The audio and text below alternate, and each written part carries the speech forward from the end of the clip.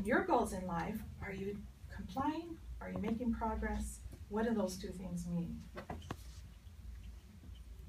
So let's talk about the definition of compliance. Anyone want to offer what they think compliance means? Yes. It means like consistent. Consistent, okay. Yeah, any other ideas?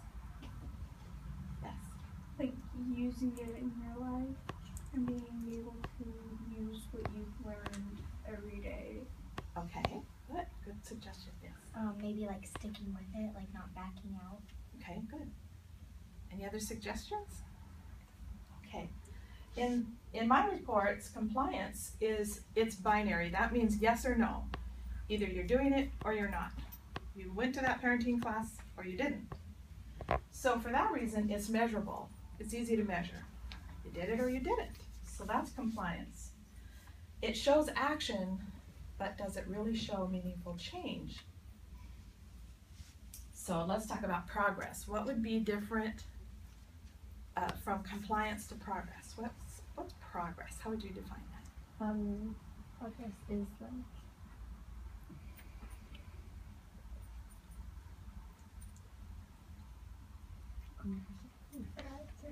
Okay, let's.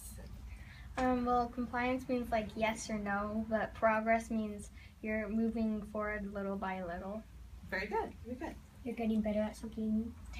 Very good, very good. Okay. Means like you're developing something. Very good. Good suggestions, all of you. Sam. Improving. Improving, yes. So like even like you can't just say yes or no. It's like the littlest tiny thing can still be progress. It's not like you didn't do what you did. Very good, very good. Anyone else want to throw out ideas? Those are wonderful suggestions, really good suggestions. So progress is a little more difficult to measure. It's not just yes or no. So that means we're talking about how do you measure it? Is it how fast you're going, how quickly you're improving, or is it what direction you're heading? So one of the judges in juvenile court, one of my favorite judges actually, has this analogy that he gives to parents. So he's got the parents sitting here, he's up on the bench, he's got the parents sitting down here. And they're like, well, we went to the class on parenting. And he says, okay, that's good. Let me just tell you about the bicycle analogies. If I hand you a book on how to ride a bike, you've never been on a bike, but I hand you a book on how to ride a bike and you read it, can you guarantee that you know how to ride a bike? What do you think? Just shake your heads, no, I'm seeing no. That's no guarantee you know how to ride a bike. So for his analogy, reading the book is compliance. It's a good start. You've done what you're told. You went to that parenting class. You got some treatment for your addictions, but it's not quite enough. You have to do it. You have to actually get on the bike, ride the bike. So doing represents the progress. Now, you all probably know how to ride a bike. I'm going to kind of assume that you know how to ride a bike. Maybe you remember that moment when you finally did it. I'm much older than you, and I remember that moment when finally nobody was holding on to the bike and I could ride it. You know, you're pedaling, your feet are going so fast so you can stay upright, because you got to go fast enough to stay upright. And then whoever's helping you lets go of the bike and you can ride. So that magical moment is progress. That's how you can think of when you move from complying to progress, is when you're doing it on your own. I love that little face. So where are you on this continuum of compliance to progress? Are you just complying? Are you just showing up? Or are you making progress? Or maybe you're perfect already. But most of us are probably going to be here for a long time, making progress, working on progressing. So let's practice a little bit so we can identify the difference between compliance and progress. So I'm going to put a phrase up here on the screen, and you just shout it out. Well, don't have to shout loud, but whether you think it's compliance or progress. So, making a dentist appointment. Now, this might be something your parents do for you. So, compliance or progress? Compliance, okay. How about keeping the dentist appointment? Progress. Progress, okay. What about flossing? Progress, okay. So, I would like my audience here to tell me some things in your lives that you could give examples of that would be compliance or progress, like something in school maybe, something in your sport that you do, music.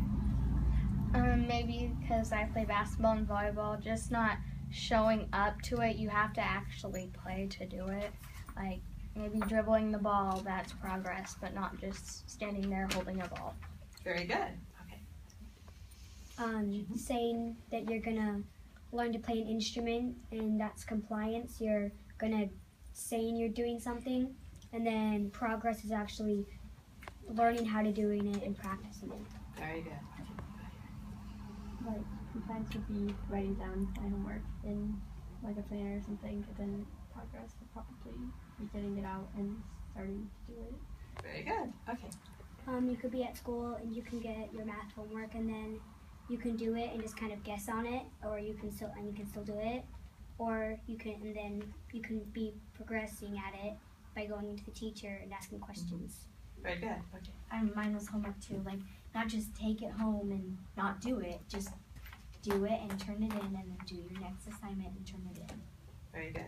And you had a comment. Well, compliance would be like going to a horse farm, but progress would be actually like getting on the horse. I know you'd love to do that. Very good. Any suggestions from the guys over there? Yeah? No, you're good. Okay. So the important thing too is do not compare yourself to others. What's important is comparing the old you to the new you. How far have you come? How much have you progressed in your goals in life?